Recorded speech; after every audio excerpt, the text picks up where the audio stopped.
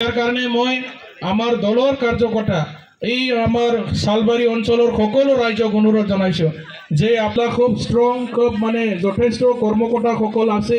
আমাৰ দলৰ সিনিয়ৰ নেতাসকল আছে, নতুন নতুন যুৱ চাম আমাৰ UPPLৰ সমৰ্থিত প্ৰাৰ্থী জয়ন্ত বসুমতাৰী তেখেতে একেবাৰে দুৰ্বল মানুহৰ দলৰ ভিতৰত মানে যথেষ্টখিনি সংঘাত চলি আছে প্ৰাৰ্থীত্বক লৈ ফালে পোৱা নোপোৱাক লৈ ফালে মানুহৰ মাজত আৰু খুব আছে জনসাধাৰণ ৰাইজৰ ওচৰত তেওঁলোকে ভোট খুজিবৰ কাৰণে গোটেই মানে ডাঙৰ কথা ডাঙৰ নিৰ্বাচনী ইস্তাহাৰ তেওঁলোকে গোটেই কথাবিলাক যোৱা 2020 চনতে কৈ লয় আজি কি ইস্যুক লৈ ফালে তেখেতসকলে ৰাইজৰ ওচৰত যাব ইস্যু মানে বিচাৰি পোৱা নাই এক নম্বৰ মানুহ হয় না নহয় সব কথাকে হ'ব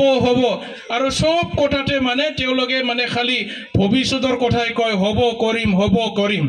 আপোনালোকে গম পালে হদিনাখন কৈছিল 10টা কলেজ তেওঁলোকৰ মানে চৰকাৰৰ কাৰ্যকালত তেওঁলোকে প্ৰভিন্সিয়েলাইজেশ্যন চৰকাৰীকৰণ কৰা বুলি আজি RTIৰ দ্বাৰা আপোনালোকে দেখিবলৈ পাইছে বিক্ৰম